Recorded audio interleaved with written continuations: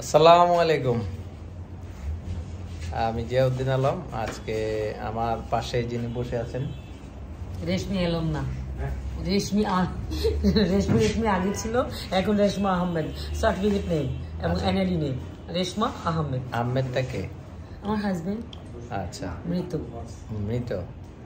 সেটা না বললে হতো, তারপরে উনি যেখানে আছেন ভালো থাকবেন। হ্যাঁ, আচ্ছা, ওইটাই তো আমার অস্তিত্ব, কেন নিব না নাম? অবশ্যই। হ্যাঁ, তো যেটা হলো যে আমরা আজকে জানতে চাই যে আপনি তো অসংখ্য নাটক করেছেন, তা আজকে কি নাটক করছেন? আজকে খুব সুন্দর একটা গল্পে কাজ করছি, সেটা হচ্ছে বিয়ে, বাটপাড়ি বিয়েরা। বাটপাড়ার বিয়ে। বাট তুমি পারো, কি সুন্দর সুন্দর নাম বের করে তুমি। আচ্ছা, এটা ডিরেক্টর রাজস্থান সানি। আচ্ছা, রাইটারও সে নিজেই মেবি। হ্যাঁ, আরেকজনের নাম কি জানি দেখেছিলাম তার। আচ্ছা আচ্ছা, আর production Zisan multimedia. Zisan multimedia. আচ্ছা, এখানে কে কে আছে আপনার সাথে, কাজ করছে কারা? ধরো ব্যাক ক্যামেরায় যাও, একটু ধরো। না, আমরা ব্যাক ক্যামেরায় না যাই। আমাদের সাথে আছে আরজু, ফিল্মের হিরো। তারপরে আছে সাবিরি আলম আপা। আচ্ছা, তারপর আছে সুস্মিতা সিনহা। তারপরে হারুন ভাই, সাবুরি আলম মোতাহের। আমি ভুল করতাম, সাবুরি আলম মাদার। আচ্ছা আচ্ছা, এখানে আপনি আমাদের কিন্তু হারুন ভাইও আছে। আচ্ছা, কিউট একটা মানুষ। এখানে আপনার ক্যারেক্টারটা আমরা দেখেছি কি জানি, ফকিরনি। হারুন ভাই ফকির, আমি ফকিরনি। আমরা কিন্তু এখানে একটা রহস্য আছে না? অবশ্যই রহস্য আছে, সেটা জানতে হলে নাটকটা দেখতে হবে। আচ্ছা, জিসান মাল্টিমিডিয়াতে সাবস্ক্রাইব করতে হবে। না, জিসান মাল্টিমিডিয়া প্রোডাকশন, কিন্তু আচ্ছা প্রোডাকশন আমাদের টিভি চ্যানেলের জন্য প্রোডাকশন। টিভি চ্যানেলের জন্য, হ্যাঁ। আচ্ছা আচ্ছা আচ্ছা, আপনি তো গত ঈদে অনেকগুলা নাটক অ্যাক্টিং করেছেন, তো এর ভিতরে বেশ একটি নাটক আমরা দেখতে পাচ্ছি যে কেয়া পায়েলকে আপনি পিটাইয়া বের করতেছেন। এটা নিয়ে একটু মজা আমরা শুনতে চাচ্ছি, শুটিং ডিরেক্টর এবং এটা টাউটগর কেয়া পায়েল আর আমাদের। আপনি কি টাউট বাটপাড়ার ভিতরে থাকেন? বাটপাড়ার মধ্যেই থাকি। তো আমাদের এই জোয়ান আর কেয়া পায়েল ছিল, ডিরেক্টর ছিল মিফতা আনান।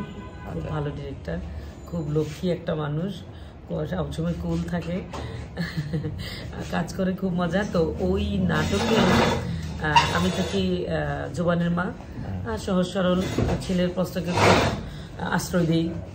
আশ্রয় দিই। আর মানে কিন্তু ছেলেটা আসলে টাউট থাকে, সে সারাক্ষণ মানুষকে ধোঁকা দেয়। মানে টাউটারি বাটপারি, গ্রামে মানুষ যা করে আর কি, সবকিছু করে। শেষে আমার কাছে সে আশ্রয় নেয়। মা তো ফোন করলো আর চলে নিচে আশ্রয় দেয়। তো সেখানে একটা মেয়ের বিয়ে ভেঙে ফেলে। সেই বিয়েটা ভেঙার কারণে মেয়েটা প্রতিশোধ নেওয়ার জন্য আমার বাড়িতে আমার ছেলে গার্লফ্রেন্ড হয়ে আসে এবং বলে যে ওকে, তার কি জানি একটা কমন ডায়লগ ছিল, আমার ধ্যান জ্ঞান, আমার মান সম্মান সব লুট করে ফেলছে, এরকম একটা কথা থাকে। কিন্তু আমি বিশ্বাস করি না, আমার বাড়িতে আসছে দখল নিতে, আমি তো ঝাড়ু দিয়ে পিঠে এবার কেটে দিই। সেরকম অ্যাক্টিং ছিল না? সেরকম কেন? ওইটা দেখো নাই, এই যে এক্সচেঞ্জ রিটার্ন রোবেল হাসানের যে বিয়ে ভেঙে দেই? না, ওটা আমি দেখি না, সরি। তাহলে অথবা দেখবো সামনে। এক্সচেঞ্জ রিটার্ন দেখো না তুমি? দেখছোটা কি? আচ্ছা, আমি হয়তো খেয়াল করি না, কিন্তু অনেক নাটকে তো দেখা হয় না। তো আমাদের আচ্ছা, আপনার শুরুটা কত সাল থেকে? আমার শুরু তো জন্ম থেকেই মানে মিডিয়াতে নাটক শিল্পী বসবাস করতো। তো ছোটবেলা থেকে থিয়েটারে যেতাম, নাটক দেখতাম, রিহার্সাল দেখতাম। এর মাঝে বিয়ে হয়ে গেলো, বাচ্চাগুলো সবকিছু মিলে চলছিল। 2014-তে এটিএন বাংলা নাট্যযুদ্ধ একটা রিয়েলিটি শো হলো, ওটাতে কুমিল্লা থেকে অ্যাটেন্ড করলাম। আমাদের মেন্টর সকাল আহমেদ ছিলেন, গ্রুমিং করলাম। শ্বশুরবাড়ি কুমিল্লা, বাবার বাড়ি চাঁদপুর, নানা বাড়ি নোয়াখালী। তাহলে আমার নোয়াখালী বেঁধে তো ওটা তো ওখানেই শেষ। এর মাঝে আমার বড় ছেলে আগেই ঢাকায় মেডিকেলে পড়তো, ছোট ছেলে বইটা টিকলো, ওর বাবা মারা গেল। তখন আমি কুমিল্লা থেকে কি করবো, ঢাকায় চলে আসছি বাচ্চাদের সাথে। এসে একলা ঘরে ভালো লাগে না, ভাবলাম যে কি করা যায়, তখন বলেছিল যে একজন নক দিই, তারা আমাকে অ্যাকসেপ্ট করে, বড় ভাবি বোন এইসব ক্যারেক্টার করি, কিন্তু খুব কম এই ক্যারেক্টারগুলো তো থাকে না। এই পুরো মাসের 2-3টা কাজ করতাম। সত্যি কথা বিভিন্ন বিজ্ঞাপনও করেছি আমি ব্যাকগ্রাউন্ড আর্টিস্ট হিসেবে, মানে ব্যাকগ্রাউন্ড আর্টিস্ট। কখনো কি নায়িকা হওয়ার ইচ্ছা থাকে? আমি যখন আসছি তখন নায়িকার বয়স ছিল না। আচ্ছা, ইচ্ছে তো ছোটবেলায় ছিলই, কার না ইচ্ছে থাকে? তোমারও ছিল, তুমিও নায়ক হতে আসতে আসে ডিরেক্টর হয়ে গেছো। না, আমি কখনো নায়ক হতে আসি নাই। আমি নায়ক ছিলাম, আমি ফটোগ্রাফার ছিলাম। আমি নায়কদের ছবি গান করো, গান লেখো। হ্যাঁ, তারপরে 14 সালে 15 সালে তো ঢাকা আসলাম, আসলে আমার ভালো লাগলো না, তারপরে যোগাযোগ করলাম, 2-1 ডাক দিল, 2-4-5টা কাজ করতেছি। এইভাবে চলতে থাকলো 2017 পর্যন্ত, এরকম মাসে 1-2টা কাজ। 17তে একটা সিনেমার কাজ পাই ইন্ডিয়াতে, হায়দ্রাবাদে, অনন্য মামুনের অ্যাপারেন্সে, এসকে মুভিজের চালবাজ, সেটা সাকিব খানের সাথে, শুভশ্রীর সাথে। ওইটা করার পরেই না দেখলাম দেশে একটা সারা জাগলো, হ্যাঁ ইন্টারন্যাশনাল আর্টিস্ট, হ্যাঁ ইন্ডিয়ার কাজ করছে। এসে দেখি যে একটু ভালোই লাগে, নিজের একটু আর্টিস্ট আর্টিস্ট মনে হয়।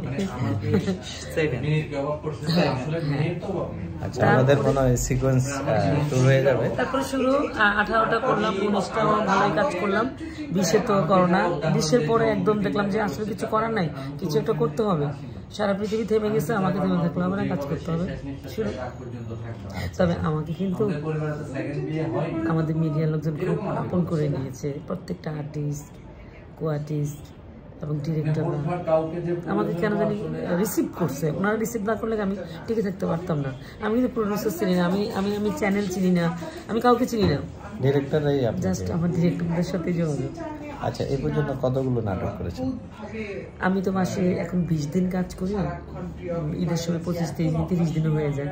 20 দিন ধরলাম, 20 দিন হলে মাসে 20 দিন হলে বছরে 12 মাসে কতটা, এইভাবে 4 বছর হিসাব করবো, 8 বছর হিসাব করবো। অসংখ্য। আমি আবার সিরিয়ালটা একটু কম করি, কারণ আমার না প্যানা লাগে। এই যে কালকে কাজ আছে, আমাকে কন্টিনিউটি পাঠাচ্ছে, আমি বাসায় গিয়ে আলমারি খুঁজতে খুঁজতে তো আমার জান শেষ হয়ে যাবে। সিঙ্গেলে আমি খুব মজা পাই। আচ্ছা, অভিনয় না করলে কি করতেন? আমি কমপ্লিটলি হাউস ওয়াইফ ছিলাম। তারপরে আমার হাজব্যান্ড অসুস্থ হওয়ার পরে আমি টিচিং পেশায় ছিলাম। আমি যদিও ক্লাস 8-এ বিয়ে হয়, আমি কিন্তু গ্রাজুয়েশন কমপ্লিট করেছি আমার 2 ছেলেকে নিয়ে। তারপরে টিচিং পেশায় ছিলাম, তারপরে একটা কোচিং সেন্টার দিয়েছিলাম আর্টের, বাচ্চাদেরকে আর্ট শিখাইতাম, টিচারকে দিয়েছিলাম, আমি তো পারি না, টিচারকে করাতাম। তারপর একটা পার্লারও নিয়েছিলাম, ওটাও চালিয়েছি। সব কিছু মিলিয়ে এইভাবে ছিলাম, কিন্তু ছোটবেলায় কিছু ছিল আমি ডক্টর হব আর নায়িকা হব। এখন নাটকে ডাক্তার দেখা যায়, ডক্টর ক্যারেক্টার খুব কম করেছি আমি, খুব কম। আচ্ছা, ভবিষ্যৎ পরিকল্পনা কি? এইভাবে চলবে, এখানে কাজ করতে করতে করতে মরে যাবো একদিন, মা হয়ে নায়কদের মা হয়ে একদিন দাদি হয়ে যাবো। আচ্ছা, দর্শকদের উদ্দেশ্যে কি বলবো? ওনাদের কাছে আমি কৃতজ্ঞ, ওনারা না থাকলে আমিও নাই। ওনারা নাটক দেখে বলেই আমরা শিল্পীরা কাজ করে আনন্দ পাই। আমি এত সাড়া পেয়েছি এবার রুবেল হাসানের এক্সচেঞ্জ আর মিফতার যে টাউটগর, এরকম আমার অপটিকের অনেকগুলো গল্প এবার গেছে। আমি সবগুলোতে খুব অনন্যই মনে 2-3টা কাজ গেছে, খুব ভালো। মানে অ্যাম্বুলেন্স, তারপরে নিজস্ব প্রতিবেদন, মেহজাবিন দুর্দান্ত অভিনয় করেছে। অপটিকের গল্প এবার অনেক করেছি। দর্শকদেরকে বলবো, দর্শক শুধু তুমি আমার, আমি তোমার ভালোবাসি, এইসব আর এখন চাই, গল্প লাগবে, এখন গল্প লাগবে। দর্শক যেমন হাসতে চায় তেমন কাঁদতেও চায়। একটা ভালো গল্প হলে একটু যত্ন নিলে কিন্তু অনেক ভালো নাটক। থ্যাংক ইউ, ভালোবাসা সব সময়। ভালো ভাই, তুমিও ভালো থাকো, তুমি অনেক ভালো মানুষ। না, আমি অত ভালো না, তবে ভালো মানুষের জন্য ভালো হওয়ার চেষ্টা করি, খারাপের জন্য